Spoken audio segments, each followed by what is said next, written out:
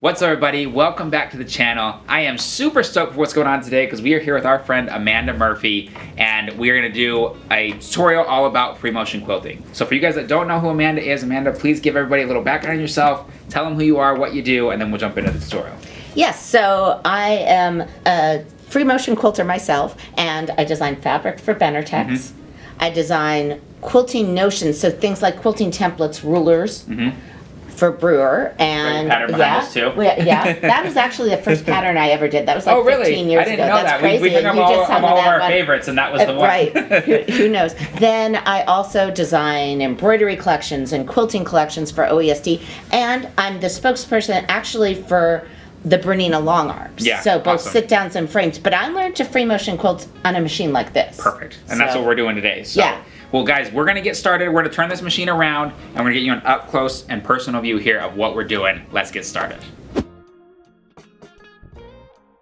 right, guys, so we have the machine set up, or I guess turned around, better said. And this video is going to be for everyone. So Amanda obviously is a professional quilter. She knows the ins and outs of what makes a quilt look perfect. If you are a beginner quilter, you're still going to be able to get tips and tricks from this. If you're intermediate, Amanda's going to share some intermediate tips. And then if you're an advanced quilter, see what you can learn from this video. And I want everybody to comment down below in this video and let us know what was the favorite thing that you learned. So Amanda, I guess let's just get started and tell everybody how to set up the machine first, and then we'll jump into the actual techniques. Okay, so the first thing is we are going to lower our feed dogs, right? Perfect. Because if you don't lower your feed dogs, basically the machine's helping you in this direction, but it's fighting you in the other direction. So it makes it really hard to be steady. Okay. Right? Perfect. And if your machine has a hover, you want to turn it off. And you know you have a hover if when you're piecing and you stop sewing, the foot comes just up. Like lifts up a tiny bit. Right? You don't want that foot movement to come. And then we've gone ahead and we've put a free motion foot on. We put on the 24 foot, which is a Bernina open toe foot, but you can really use any foot, free motion. I guess any foot would work at all, right? As long as it's free motion. A free motion. But it's nice to have an open one. Well, it's nice for the camera, for you guys. There are times when I want a closed toe foot because I want to be able to see that circle kind of engaged distance. We can get into that later. Cool. There's certain feet I like for certain designs. Okay, basically. cool. What is very helpful that we don't have here today, because we're just using these 10-inch squares, is to have a completely flat surface. So either like the plastic tables or a cabinet with an insert. That's a game changer when because really the curved tables are the absolute if you have a large quilt, your quilt's be slumping off. Right, you're kind of fighting it. So normally I would have that. And the other thing I really like is either a Supreme slider or a free motion glider. It's a Teflon sheet you can buy at your dealer. And basically you put it over this space, and you want to buy the biggest one you can because you want the area that you're sewing slick. Okay. Right? So you're not fighting. And basically what that sheet does is it's just that. It basically makes it to where your quilt slips on top of it. Which normally you would think that's the last thing that you want, right? When people are piecing, they want everything to stick together and everything to stay straight. Whereas you want things as fluid as they can be when you're doing free motion. Right. So that's how I normally set up, but we'll be okay. We're just doing a 10-inch square, right? So the first thing that you want to do when you're quilting, if you have an adjustable height foot, you have to make sure it's at the correct height. And normally this foot doesn't adjust, but you would raise or lower the foot to the surface of the fabric so it wasn't impeding the movement, but it wasn't way too high. What you have to think about when you're free motioning is the foot is not holding down the fabric as securely as when you're piecing. It's kind of hovering. So it's hovering way high. You're going to get a lot of fabric flagging. And that's when you get those inconsistent stitches. We don't have to do that with this foot, so I'm not going to worry about it. But there are feet, like ruler feet. You got to make sure you're adjusting that height. So you would do one stitch rotation. So needle down, needle up, press her foot up, which brings up the bobbin thread. Okay? So needle down, which I'm doing on the screen. I could also do this wheel, but this will bring it just to the right point. And that brings the foot down. If you have a mechanical foot, then you would bring it down in the back of the machine. And then needle up. And then what I see people do is this is where they yank on their top thread. And that bobbin thread's coming up. You can see it right here. Right, you can see it. You really need to raise your presser foot when you do this. Because otherwise you're pulling your thread through the tension disc. And for any machine, like Bernina's or any machine out there, that's not good for the machine. Sure. It's the whole reason why on most machines, when you lift the presser foot, the tension disc opens so you can pull your thread through. So when I lifted and I did it with a button here, when I lifted the presser foot, now I can easily pull the thread and I'm not pulling it through closed tension disc. It makes me cringe when I see that. I'm like, don't do that to your machine. People are like yanking on it. Right, they're just like, yeah, I can do it. Yeah, you can, but you shouldn't. Sure. Okay, so now I'm starting to sew, which will bring the foot down. And this is where if you didn't turn off your hover, the foot will keep popping up. Come down and up and down. Yeah. And up. So I have on my quilting gloves because this really helps me. And I like the machine girls because they come in different sizes. Sure. Well, you wouldn't probably know this, but you wear gloves too big, then you quilt yourself into the quilt, and yeah, that's not good either. So I started to sew, which on this machine brings my foot down. Okay, so if not, you would bring your foot down and you'd start to sew. And I have it in a needle stop down position. So every time I have it set, so every time I stop, the needle finishes down. It doesn't go around. So now my foot is down and my needle's down, right? Because I always want it to stop with needle down. And why is that? Usually when you're stopped, you're repositioning your hands. Sure. So the last thing you want is the needle up. Reposition your hands, and things move all over the place. The other thing that's nice is they do make some great like gripper rings and things, and I do use those. Not so much on the small tables, but the big tables. I know when I teach this, because I do teach this to people on domestic machines as well. The tendency is to think you're going to have more control if you're in your wrist, and to go like this. Have your hands kind of like this. You're like this, and you're like spider fingers, and that's the last thing you want to do. Loosey goosey. Yeah, because bigger movements tend to be smoother than smaller micro movements. Sure. So, like, it doesn't look like I lift weights because, like, my body argues with me, but I do because I want to quilt. Yeah. Right? So, you really want to be quilting in your, like, bigger movements in your upper arms. Okay. And not like that because you'll injure yourself. Sure. But also, it's just natural. It's just a better habit to get into being kind of up here. And I think that those are super important techniques because if somebody's self-taught, they're watching this YouTube video and they're saying, "Hey, I'm going to teach myself how to quilt." Those kinds of tips make a big difference. You know, like if you are starting quilting and you're real bunched up like this, you're going to feel that later. Relax, sit up straight, put your hands down. Be able to move your hands in larger motion. And those gripper rings actually help with that too. Sure. Because they make... You're not hanging on to it. But, I mean, even with this, I'm thinking it does become second nature after a while. But I do quilt kind of bigger for my...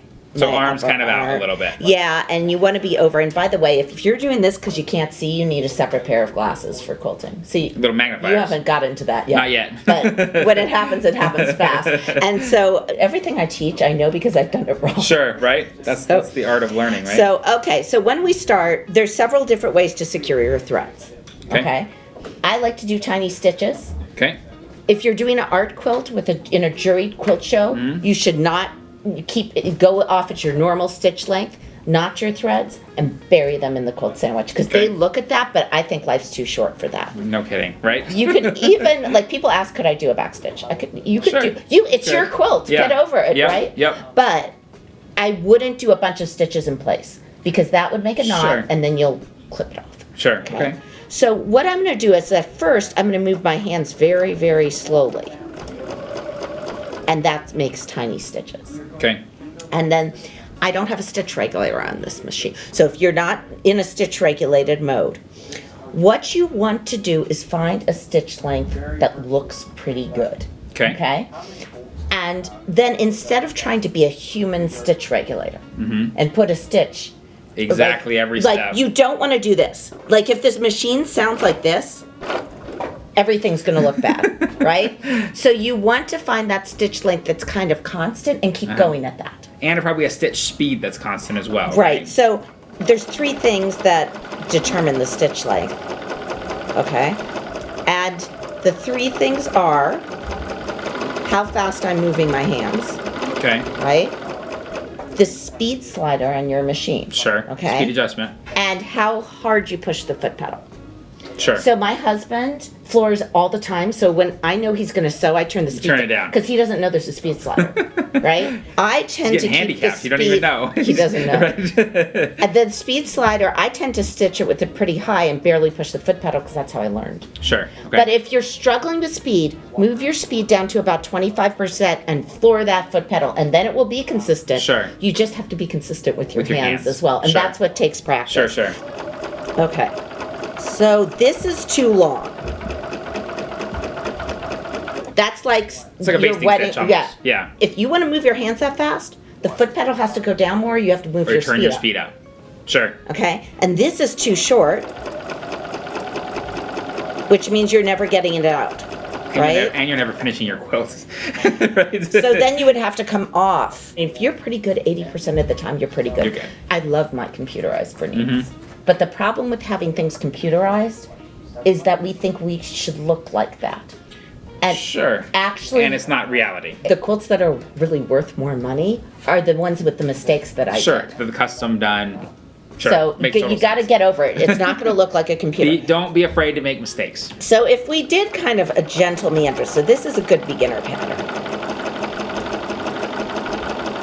And we kind of just gently meandered. And every time I feel I'm not in control, okay, every time I feel, like right here, I feel like I don't have control. Stop. Do not walk your hands while you're quilting. Your best precision is you're holding it right here. You're holding it right between your hands. So stop. Your needle's down. You have to stop. Take your hands off. Put them back on. Keep going. And when I keep going, don't move your hands and feet at once. Sure. Because it takes half a second for the needle to come up. So if you're then pushing, Sure. You're that's done. how you get a jump stitch. Yeah. Right? So And you'll notice it. And you kind of go and let's see that needle move and then move. So I'm going to just continue going on. It's better to have an extra stitch there than the missed one. This is a good beginner design. Like if you want to do a baby quilt, you kind of do a gentle meander. Sure. And then you go back over it, but you don't try to hit the line. Okay. Okay? So Let's see what that looks like.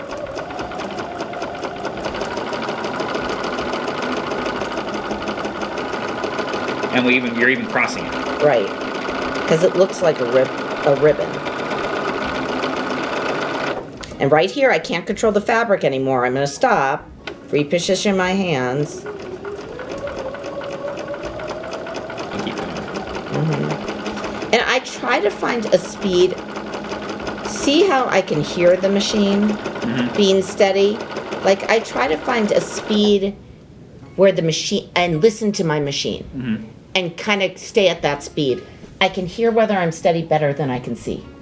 Sure, that makes sense. Well, you can hear the rhythm instead of trying to see the rhythm. Right. So once I find that stitch like too long, right? Too short. You can hear the machine.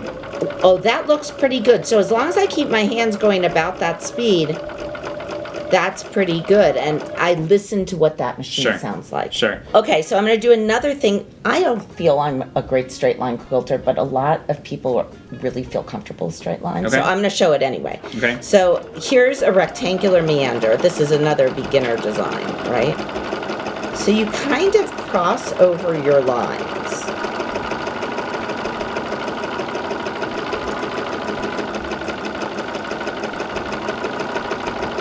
So this is a good design for modern quilts.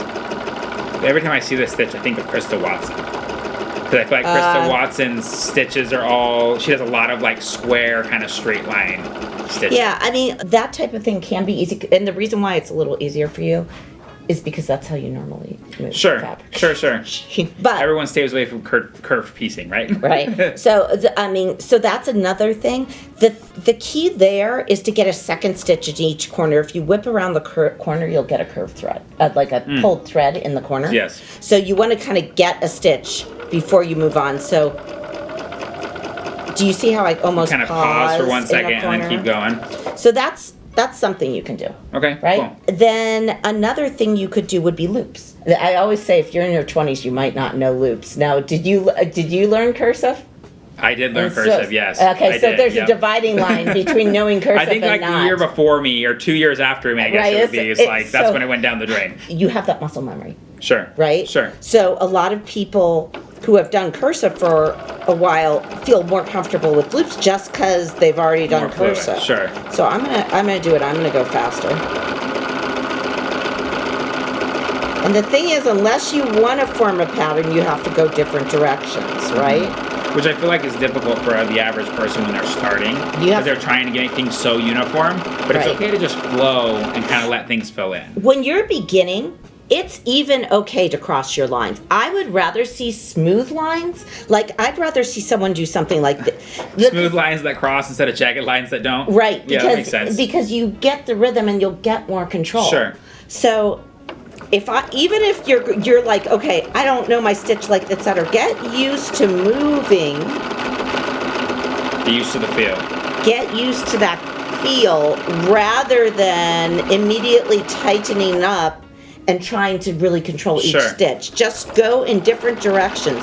You know, I could do like an S curve and an S curve. This doesn't look like anything, right? But it's kind of teaching your hands how to make these shapes. Because, I mean, the disappointing thing with quilting is people think if they watch a video, they should be able to sit down and do it. Your hands really don't have that muscle memory. One thing I tell people when they're learning free motion quilting is I tell them, like, grab a piece of paper, grab a pen, and just start doodling. When you have a second, doodle, doodle, doodle. Obviously, if you can do it on the machine, and you don't mind wasting a few quilt sandwiches, do it on the machine. But you can see within a 10-day period, if you do a doodle on a paper every single day, 10 days later, that pattern you were doing will look substantially better in 10 days just from that 10-day. But don't think just because you sit down in the machine, you're going to be able to execute it. Absolutely. Because it's the muscle memory of your hands. So you're teaching, when you're doodling, you're teaching your mind where I go next, right? And when you're doing it, you're teaching the hands. Right. Yeah. And so I would rather see you like explore shapes like these, right?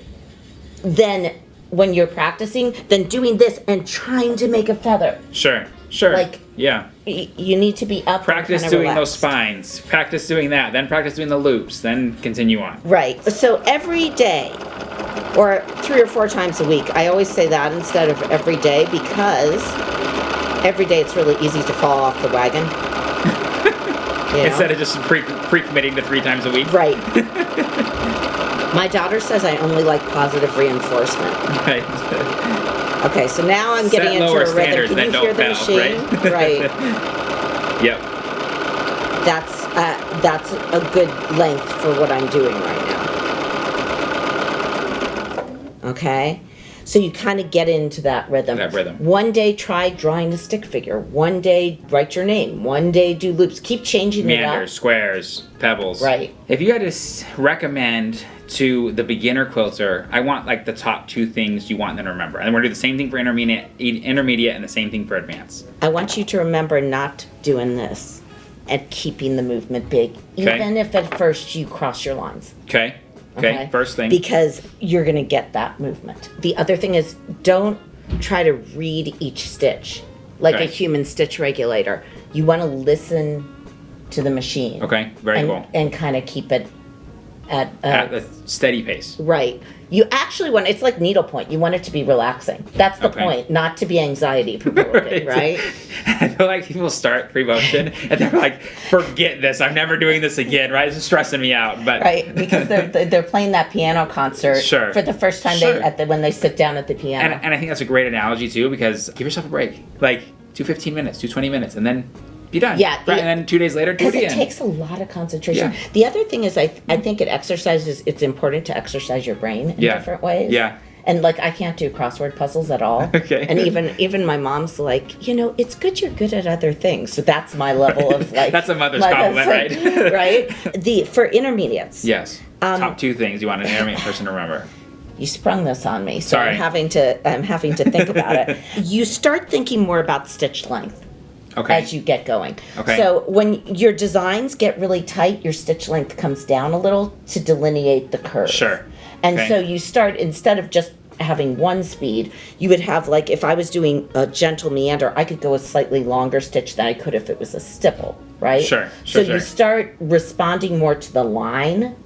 So your speed response to the line. Yeah, so I have more stitches if I have a tighter curve, basically. Okay. Okay, great. So you start thinking about that. I wouldn't worry about that when I first start. Sure. What would your second thing be? If you want someone that's got a pretty good handle on the beginning, they're focusing on those curves and those speeds, what would be the second thing you want to remember? I think I'd want to try different shapes.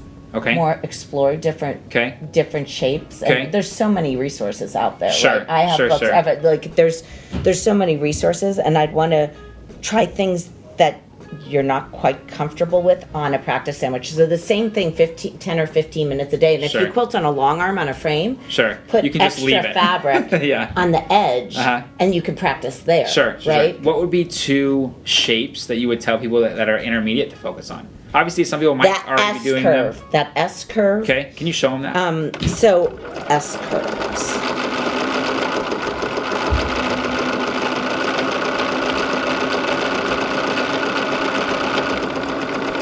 And it's funny because this is like a pretty standard. You'll see this in a lot of quilts. Right. But to me, I definitely need more practice on the S curves because they don't come naturally to me, and I haven't spent the time to learn how to do it. It just in my head. Right. On top of, you have to be able to do an S curve like this. You have to be able to do an S curve like this, like this, like this. Right. You need to be able to do it every just direction. Going back and forth. And yes. then as you get more advanced, that's where it gets really fun because Sure. you can add other shapes in. Like I can go over here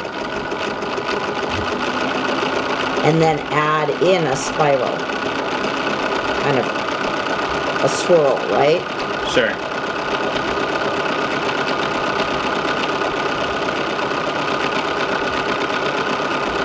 And I think too, is just the more that you're practicing and doing it, the more spatially you realize, like, where am I going with this? Okay, this is gonna. So me, every time I'm doing, I'm definitely no advanced, free motion quilter. I'll be going, I'm focused on my curve. I'm focused on making sure it looks good. And then all of a sudden I'm like, wait, I can't backtrack, or wait, I put myself in a corner, or whatever it is. Usually, either I have what's like an open design where it never closes, Okay. right? Yep.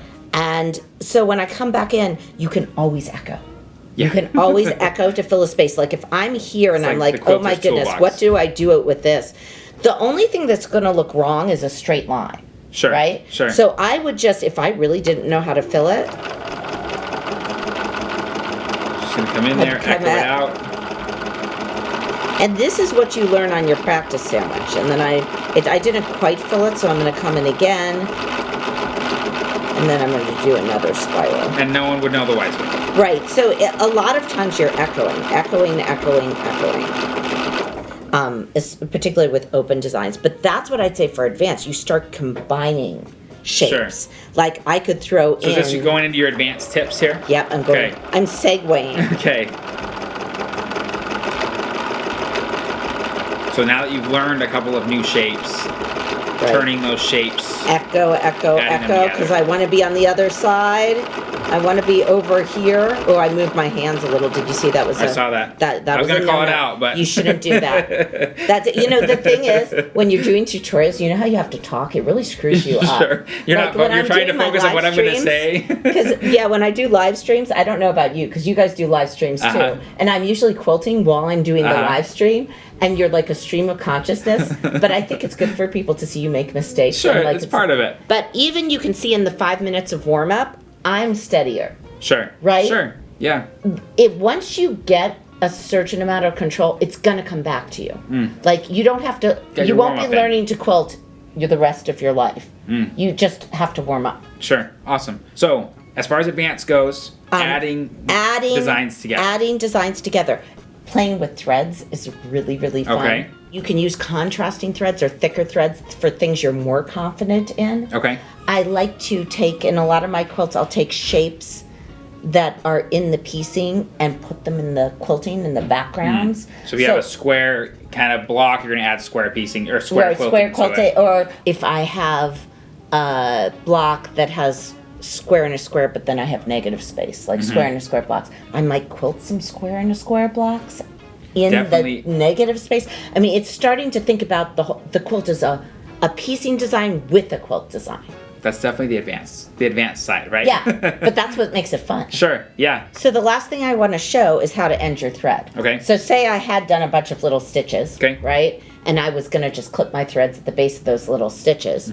I do needle up and presser foot up. Okay. So needle up, Get things out of the way. presser foot up. Why do I bring my presser foot up? So the tension discs open. Sure. Don't just bring your needle and pull. Pull it out of the way. Machines are expensive, right? Right. Good machines. Now, one more stitch. So on this machine, when I bring my needle down, it brings the presser foot down. If not, Then I you bring just it drop up. the Right, presser foot. you just drop Okay. the presser foot, and then I have to bring my presser foot up again. And I was holding on to that thread, and then when I pull on the thread coming out of the needle, that's my bobbin thread. Perfect. So you don't use your clippers, you just, cut. And these are very oversized scissors. Right. These aren't clippers, these are scissors. Right. That would be how you end your thread. It's basically how you begin it. It's confusing when you start, but it becomes second nature. Second nature is just doing it. Well, awesome. Well, first of all, thank you so much for joining us here in the studio. Guys, if you haven't checked out her channel and her Facebook and her Instagram and all of that, go check it out. Amanda Murphy Design, okay? Right. Check those out. Make sure you subscribe. Make sure you like, do all of that. And guys, we're going to link all that down in the description below anyways, so they can see it. But make sure you check it out. Thank you again for showing us the tips and tricks. Thanks for having me. If you guys take one of these tips and tricks and you apply it into what you're doing, make sure you tag her, make sure you tag us so we can see what you're making. We love seeing what people do. And we don't ever get to, right? It's like weird. I always say to people like, hey, show us what you're making. Like, you learned this, now show us. So Amanda appreciates it. I appreciate it. Guys, please show us. And that is it for the day. Thank you again for joining us. And guys, we will see you next time.